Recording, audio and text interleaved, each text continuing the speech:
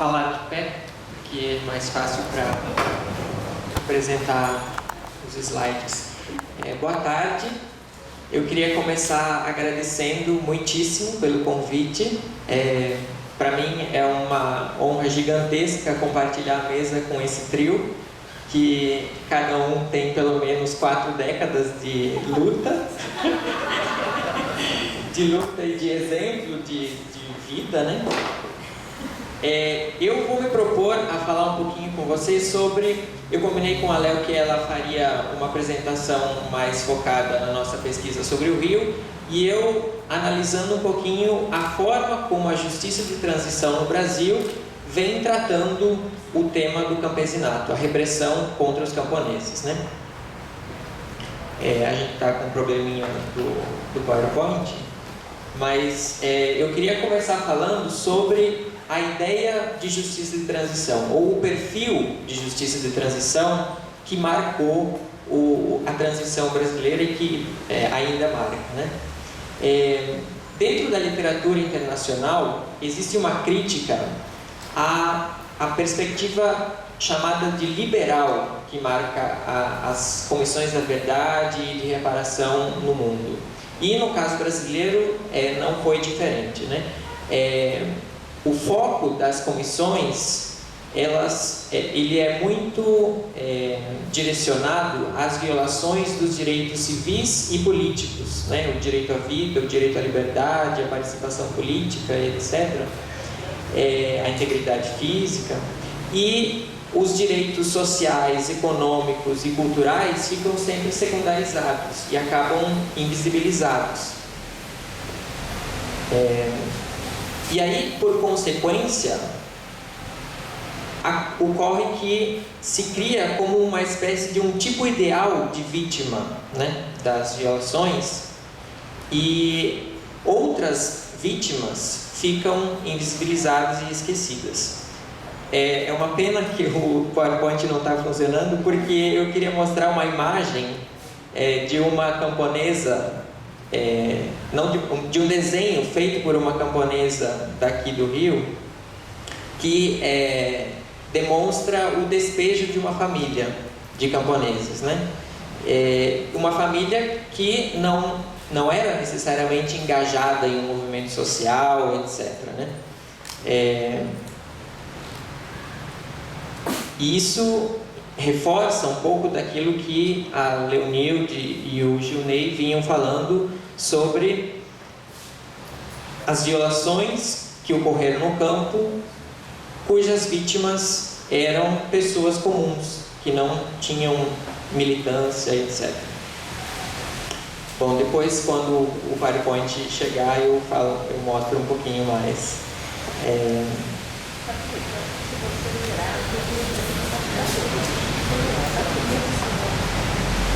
Não, acho que daqui a pouquinho vai começar. Bom, eu separei a minha apresentação em 2 temas, que são 2 dos 3 eixos da justiça de transição, os 3 eixos principais, né? Eu vou focar na questão da verdade e da justiça, e nem toda a questão da justiça, mas a questão da reparação, né? Antes de falar sobre isso, acho que é sempre importante a gente identificar o significado da ditadura no campo num processo de longa duração, porque se a gente não fizer isso, a gente corre o risco de invisibilizar as violências que aconteceram nos períodos anteriores e posteriores à ditadura, né? Porque se a gente usa o argumento...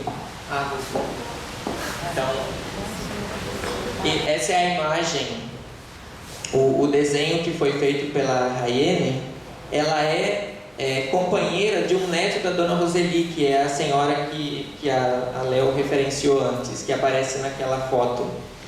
Ela é uma militante do MAB, porque esse pessoal lá de Cachoeiras do Macacu está hoje ameaçado por um projeto de barragem. Então eu fiz questão de trazer essa imagem porque isso mostra um pouco da resistência contemporânea, né, e da continuidade da condição precária de acesso à terra que marca os camponeses brasileiros, né?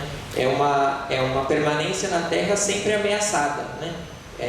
Os camponeses, especialmente os que não foram privilegiados de ter um título de propriedade, vivem sempre nessa incerteza de que vão realmente permanecer na terra, né?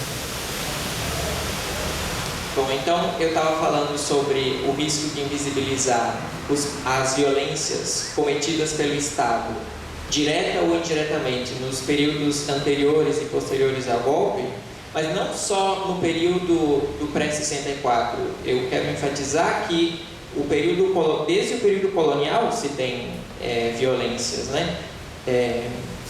Não só contra os trabalhadores do campo, da cidade também, mas para dizer que é importante, quando a gente fala de ditadura, enfatizar qual foi a mudança que a ditadura trouxe, né, na repressão. E aí, a colocação de uma pecha de subversivo na pessoa que está lutando pela terra, ou que está lutando para permanecer na terra, às vezes não é nenhuma luta, às vezes é só teimosia de ficar onde se está, né? Isso é considerado um motivo para repressão, né? Bom, analisando então as comissões da verdade que trataram do tema da repressão no campo, a gente vê na Comissão Nacional, que foi a mais importante, a central, um dissenso significativo entre os comissionados, né? Alguns concordavam em se inserir a repressão no campo no relatório final e outros não, né? No fim, acabou sendo inserido o tema, mas no capítulo secundário, no volume 2, né? O que demonstra um entendimento de quais são as violências consideradas mais importantes e quais as menos importantes, né?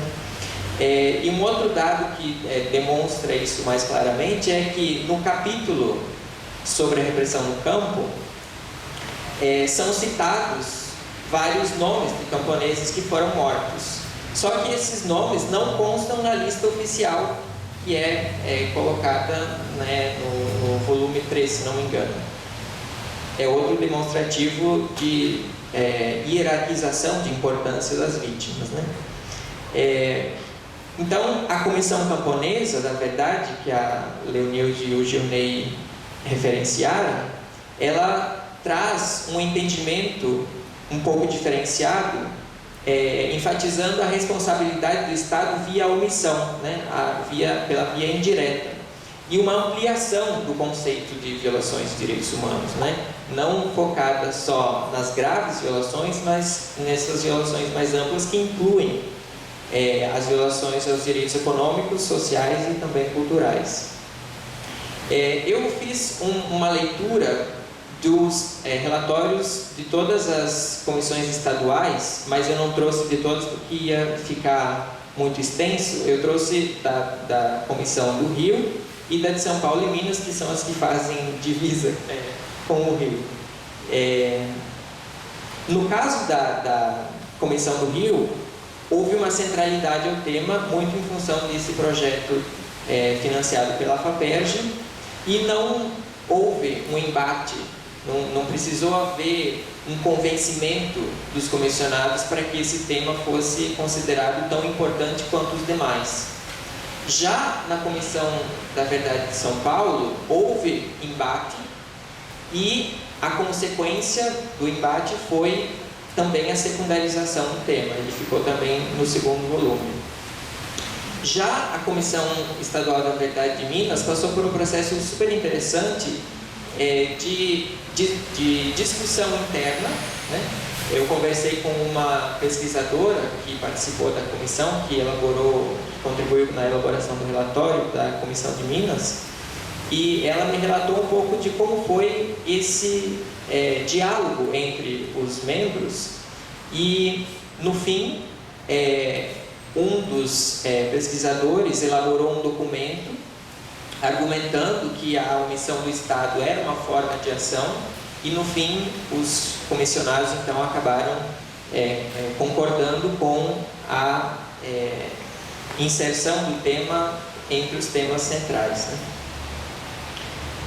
Eu trouxe aqui alguns dados só para complementar a exposição sobre a pesquisa sobre a repressão no campo no estado do Rio, com alguns números, né? A nossa pesquisa identificou 219 conflitos, então isso mostra como que o tema ainda é pouquíssimo conhecido, né? Porque nesse livro a gente se debruçou sobre em torno de 15 conflitos, né? Então sobram cerca de 200 conflitos ainda para serem estudados, né? Claro que desses 200, boa parte deles não houve tanta violência como nos conflitos que a gente escolheu para estudar, mas existem 200 conflitos ainda para serem estudados, né? A gente identificou 54 mortos, desses 15 entraram no relatório oficial da comissão, porque desses 15 tinham elementos, né, comprobatórios e cumpriam com o que a lei que criou a comissão definia. Os demais, a gente identificou o assassinato, mas não tinha documentos necessários para que a comissão inserisse no relatório, né? 6 vítimas de desaparecimento forçado, 2 ocultações de cadáver, que são esses 2 da foto, o Félix Escobar Sobrinho, que é esse da foto em preto e branco, e o Sebastião Gomes da Silva ou dos Santos. Há uma controvérsia em relação ao último sobrenome dele. Esse casal que está na foto, a moça é irmã do Sebastião e o marido é o Daniel Nunes. Ele foi inserido na lista dos mortos e desaparecidos da Comissão do Rio, porque eles participaram de uma tentativa de formação de um grupo de guerrilha rural aqui em Cachoeiras de Macacu, organizada pelo Comando de Libertação Nacional, né, Colina. E quando a repressão chegou aqui, eles foram enviados para a região de Imperatriz, no Maranhão. E quando a repressão chegou lá, ele, o Daniel, conhecido como Maninho, conseguiu fugir da repressão. Só que, na fuga, ele não voltou mais e perdeu o contato com a família. E quem foi preso, então, foi o pai dela, da dona Lia, e o cunhado.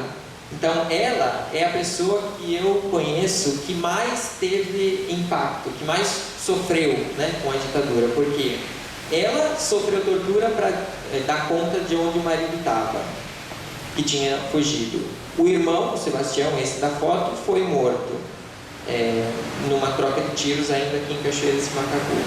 O pai e o cunhado foram presos e ainda outros 2 irmãos que fugiram junto com o Daniel também perderam o contato com a família. E ela espera até hoje notícias, né, do marido. Não sabe se está vivo ou se está morto, etc. Passando agora para a segunda parte da fala, que é sobre a reparação, eu trouxe aqui os dados produzidos pelo estudo coordenado pelo Gilney, que identificou 1.196 camponeses e apoiadores mortos e desaparecidos entre 61 e 88, e ontem ele já me falou que está revisando esse estudo, identificou 1.600 e poucos já, né? Então esse número já está desatualizado. Desse número, ele identificou que 602 teriam direito à reparação pela Comissão sobre Mortos e Desaparecidos, né? Só que só 51 desses 602 fizeram o requerimento. E desses 51, só 29, né? Então isso mostra como que a Justiça de Transição ela atendeu pouquíssima gente no campo, né? No Rio de Janeiro, 37 mortos, 3 teriam direito, 4 apresentaram requerimentos e só 2 tiveram o deferimento, né? Na comissão de anistia, que abarca uma quantidade maior de violações, né? Do total de requerimentos até o ano passado, eram 78 mil requerimentos, desses 2.391 eram de camponeses. E importante que se destaque, 1.763 eram relacionados à guerrilha do Araguaia. Então, isso demonstra um pouco mais uma vez, como que a justiça de transição no Brasil, ela valoriza mais, ou ela está mais relacionada às violações cometidas nesses conflitos em que houve participação de organizações da esquerda, né? E o Araguaia é o caso mais conhecido, né?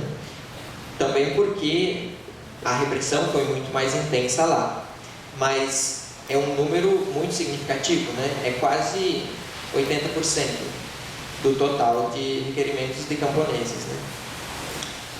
Do total de 39 mil deferimentos da Comissão de Anistia, só 300, para arredondar, são de camponeses.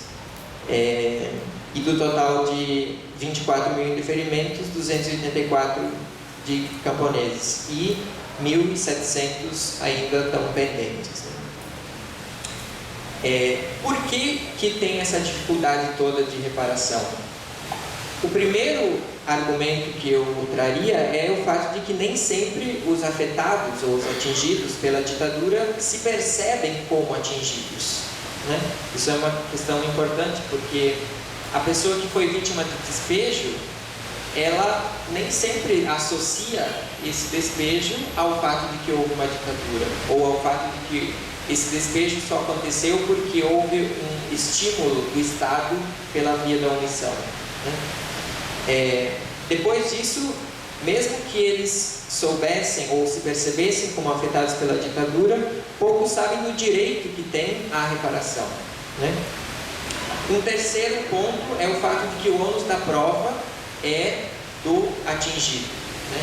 E as populações camponesas têm muita dificuldade em acessar, né, os mecanismos necessários para entrar com requerimento e tudo mais. Eu trouxe essa imagem dos retirantes, embora seja de 44, justamente para enfatizar essa dificuldade que o campesinato tem para acessar as vias, né, de requerimentos, de anistia, etc.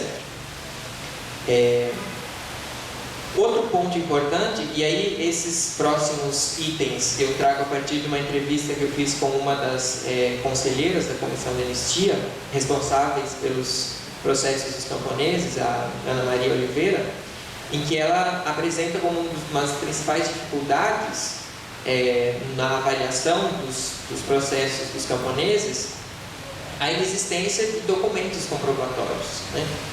Como os expositores que me antecederam já enfatizaram.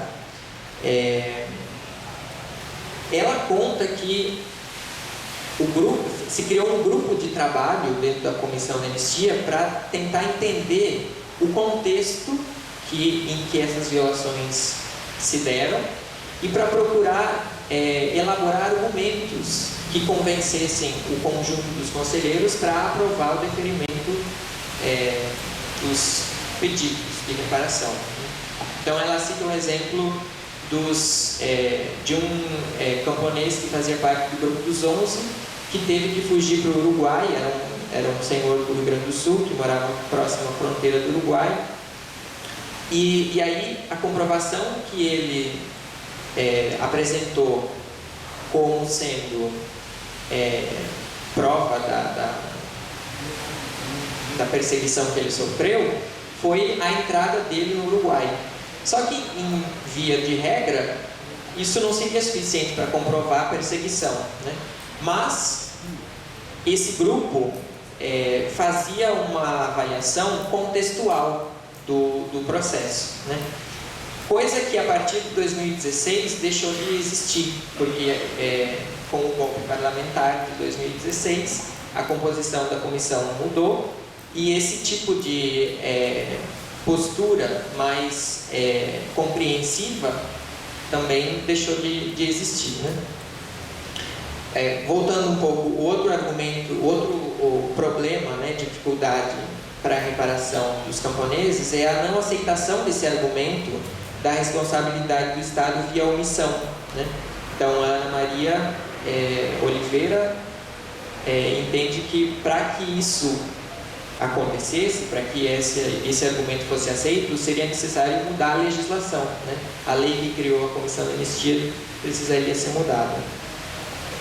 E por fim, um último argumento é o da falta de recursos, né? Um outro conselheiro com quem conversei relatou essa dificuldade, né? De que se fossem deferir todos os requerimentos de camponeses que argumentaram violações pela via da omissão do Estado, ou até mesmo via ação direta, mas sem comprovação de participação política, não haveria recurso suficiente, então acabavam indeferindo. Bom, não preciso falar do pós-2018, né? Vocês estão acompanhando bem. E para finalizar, eu queria trazer só algumas questões de sugestão para que a gente avance no debate, né? Apesar da necessidade de a gente resistir para manter o pouco que tem, que já está sendo desconstruído, eu acho que isso não impede a gente de pensar em avançar, né? Então, o primeiro ponto que eu acho que seria importante a gente elencar é a importância de a gente não priorizar, mas dar mais atenção às violações de direitos humanos no plano estrutural, as violências estruturais, né? Tem um conceito de um intelectual da Noruega chamado Joseph Galton, que trabalha com essa ideia da violência estrutural, né? O não acesso à terra, ou não acesso à educação de qualidade, ou não acesso à saúde, tudo isso foi intensificado com a ditadura, né? O arroxo salarial, tudo mais. Então, acho que isso é importante que a gente traga mais para os nossos debates, né? Um segundo ponto é um reforço a uma sugestão dada pelo Gilney ontem na nossa conversa, de a gente elaborar um banco de dados sobre os afetados, que reúna todos os afetados, né? Porque não se tem esse banco de dados ainda. Um terceiro ponto é a importância de a gente dar continuidade às pesquisas, né? As comissões da verdade, elas trataram de temas importantes da repressão, mas isso não significa que a gente esteja dando conta do que foi a repressão. A gente sabe muito pouco ainda e muito precisa ser pesquisado. Um quarto ponto que eu traria é a importância de a gente dar mais atenção às formas de reparação coletiva, né? Numa das sessões próximas, vocês vão ter a presença do Orlando Calheiros, tratando da questão indígena. E ele trabalha muito bem essa importância da reparação coletiva, especialmente para essas populações.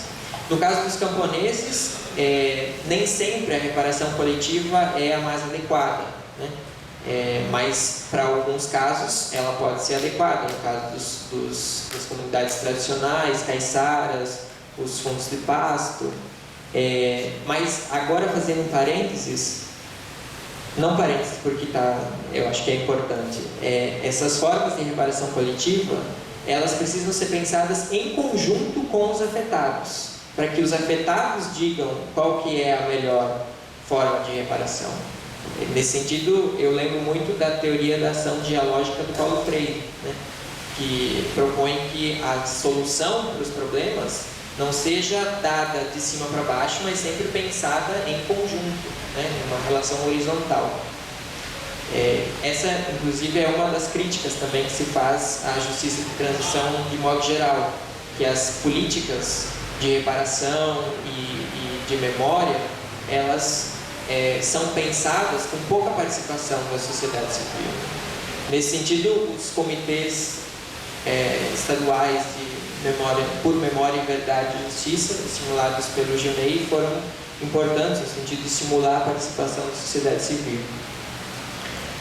Um penúltimo item que pode ser considerado um pouco utópico e inviável, como foi me dito por uma das comissionadas da Comissão da Verdade, é a proposta da restituição de terras para as pessoas que foram vítimas de deslocamento forçado. Na Colômbia e na África do Sul isso é feito, né? não é feito da melhor maneira possível, eles também têm problemas na implementação disso, mas existem comissões destinadas a isso, né?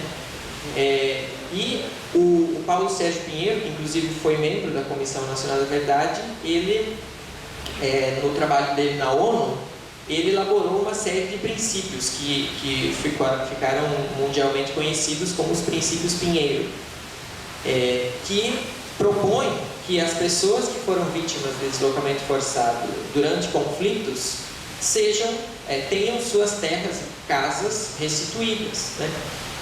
Aí eu perguntei para ele, numa conversa por e-mail, porque ele não teve disponibilidade para fazer uma entrevista pessoal, se a comissão, na verdade, nunca tinha discutido essa possibilidade. E aí a resposta foi que não, porque os princípios Pinheiro foram elaborados em 2005, então não poderiam ser aplicados retroativamente. Mas eu acho que essa é uma discussão legal, né? Legalista, que a gente pode fazer uma política de restituição de terras, mesmo que os princípios Pinheiro tenham sido elaborados em 2005. E para finalizar, a gente tem um desafio enorme, que é o da responsabilização dos agentes dessas violências, né? Os executores das violências, os mandantes e as suas redes de articulação, né? As suas CNAs da vida, ABAGs, UDRs, etc. Então eu fico por aqui para não me estender muito e agradeço mais uma vez a presença de todos que vieram nesse dia chuvoso e de caos na cidade. Obrigado. Bom, eu vou considerar o adiantado da hora, né? Inclusive o evento como esteve depois, né? Bom, o trabalho da Unilde, né, conheço, né, acho que já tinha lido, tinha participado do debate daquela primeira versão aqui. E, por outro lado, o Fabrício realmente está colocando uma série de coisas novas, sobre as quais é preciso refletir, né? E, enfim, duas coisinhas eu tirei, mas pode colocar depois, acho que, né, deixar tempo para as pessoas falarem, né? Então eu vou pegar, nem todo, são algumas questões, quer dizer, vou direcionar, né, aqui para o companheiro, né? E mais assim para esclarecer determinados pontos, né? Por exemplo, me pareceu, né, que o seu trabalho está muito voltado, né, para essa região aí do Pará, Maranhão e tal, né? E, bom, houve experiências desse tipo, né, em outras áreas do país, né, não com essa força, etc. Mas também, bom, você chama atenção aqui para a presença de grupos camponeses que atuavam quase como grupos de cangaceiros, assim, enfim. E, então, quer dizer, em outras regiões houve também tentativas mais organizadas, né, de esboçar guerrilhas e coisas desse tipo, né? E que não chegaram tão longe quanto aquelas de lá, né? Então, um pouco, se eu pudesse situar nacionalmente isso, né, porque a escolha, eu acho que ajudaria a nós entendermos melhor as coisas, né?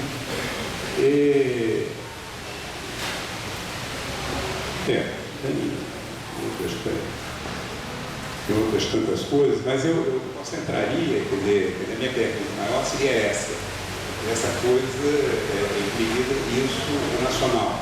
Você mesmo se referindo ao Pará, a essa região em torno e tal, você chamou a atenção para para as variações, né? Houve variações importantes, né? Como houve incorporação até de pessoas que tinham participado contra a guerrilha, que depois, né, desencadearam seus próprios movimentos. Eu perguntaria se isso teria se dado também em outras áreas. Esse é um ponto que me ficou um pouco na cabeça. Né? Depois, quer dizer, aí também com relação um pouco aos trabalhos, eu quero dizer que eu também tenho alguma dificuldade de questionamento, talvez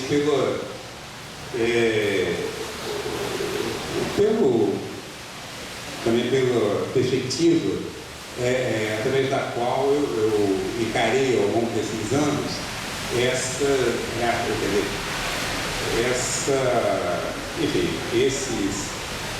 violências, né, cometidas contra os trabalhadores do campo e essas formas de reagir, né?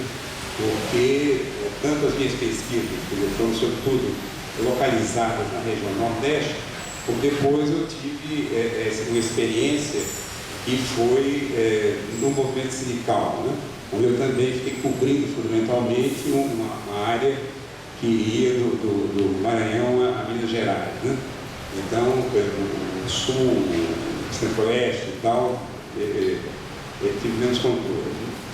E então também, acho que é interessante, quer dizer, um pouco da experiência, se vê que houve toda uma série, quer dizer, não só, quer dizer, houve formas múltiplas de violência contra os trabalhadores, né? Eu acho que isso, o exemplo aqui do Rio de Janeiro, né? Acho que serve um pouco para ilustrar o que aconteceu, acho que no Brasil todo, né? Mas uma coisa importante também é se ver o modo, quer dizer, como nessas áreas os movimentos, aqueles movimentos pré-existentes ao golpe, né? E movimentos que se compuseram no pós-golpe, reagiram, enfrentaram esses conflitos, né? Por exemplo, no Nordeste, especialmente em Pernambuco, quando do golpe, quer dizer, a Igreja Católica participou daquela articulação nacional, etc. E houve um acerto de que os sindicatos ligados à Igreja fossem preservados. Só que isso não significou que esses sindicatos estavam identificados com o golpe. E dentro da própria Igreja você tinha diferentes frentes, né? E então, por exemplo, no Nordeste, uma coisa, em Pernambuco especialmente, uma coisa importante foi a cobertura, tá? Os setores da Igreja Católica deram àqueles trabalhadores e aqueles camponeses que estavam militando no movimento no pós-64. Né? Só um exemplo que para mim foi da não epidemiológica. Quando da greve de 79, né, em Pernambuco, a greve da cana, né, em 2 municípios da área canavieira, né, São Lourenço e Paudalho, a greve saiu vitoriosa e na hora que fomos comemorar a greve e tal, em Paudalho, uns bares assim, em frente ao sindicato, né, eles foram para lá comemorar e eu fiquei impressionado com o número de trabalhadores que trouxeram suas carteirinhas das ligas camponesas, que eles tinham enterrado e guardado, ou suas carteirinhas do sindicato pré-64, ou fotografias de Miguel Arraes que eles também tinham enterrado, tá? E assim por diante. Então, quer dizer, houve uma articulação entre movimentos, parece muito grande, entre, sei lá, grupos de camponeses vinculados a diferentes setores, e houve essa proteção mútua. E foi em grande parte graças a isso que o movimento conseguiu se restabelecer. No caso da FETAP, toda a diretoria que estava na época foi presa, né? Mas houve um acerto com a igreja e os suplentes assumiram. E acho que essas pessoas esqueceram que os suplentes tinham a mesma formação daqueles que foram excluídos. Então, esse grupo de suplentes, né, se lançaram na luta. O que esteve determinado, um deles esteve em certo momento à frente da federação, depois disso, foi surrado 2 vezes, né? E na segunda largada como se estivesse morto na beira da estrada. Não estava, mas sofreu, teve coisas horrorosas, teve problemas na própria cabeça, e depois foi levado, quando se retomou a contagem, ele foi levado para Brasília e ficou trabalhando na contagem. Então, quer dizer, eu acho que esse é um lado, né? Quer dizer, quando se pensa em movimentos, não se pode pensar em movimentos, quer dizer, movimentos políticos por fora. Tem essa coisa por dentro do próprio campesinato, né? Que eu acho que é uma coisa que você, nessa sua proposta aí, está mostrando. E não só por dentro do movimento, mas na vivência, né, cotidiana dessas pessoas atingidas, né? Então era só, quer dizer, dar um toque nisso aí, né? Que, não, e outra coisa, já foi marcada aqui por ele, no período da ditadura, a ideia exatamente é que o movimento tinha desaparecido. Quando eu fui fazer pesquisa em Pernambuco, você não vai, não existe mais nada, acabou tudo. Bom, não só. Eu encontrei coisas acontecendo, né? A federação denunciando as usinas que não estavam cumprindo a extensão previdenciária aos trabalhadores da cana que se deu naquele ano. Né? Encontrei grupos de trabalhadores na porta da junta de trabalho, porque a federação estava trabalhando com ações plúribas, em vez então de entrar um a um e tal, eram 300 trabalhadores, eram 500 trabalhadores e por aí afora. E aqueles conflitos, alguns deles já com 20 anos de duração, que a ideia de que de fora que isso tinha acabado, não, continuaram claro, eles com mais com maior violência sobre eles, mais cercados, muitos escondidos e tal, mas esses conflitos continuaram ocorrendo. E alguns deles vieram, deveriam ter soluções, já anos depois, de conseguir a desapropriação daquela propriedade, tá? Ou coisas desse tipo. Quer dizer, então, eu acho que é uma coisa importante, e que eu acho que está muito presente no trabalho, que nos trabalhos foram apresentados, né? Que a luta não foi encerrada com o golpe. E isso, durante muito tempo, a imagem que se tinha na cidade, aqui no Rio, em São Paulo e tal, é que isso tinha acabado. Qualquer coisa teria que começar do zero. Teria que se partir para a guerrilha, ou sei lá para quê, porque a coisa ia zerar. E isso não corresponde, entende? Isso não corresponde à realidade. Eu vou ficar só por aqui, porque já temos aqui uma série de questões levantadas pelos que me antecederam, que acho que deve haver muitas perguntas a serem feitas. Obrigado.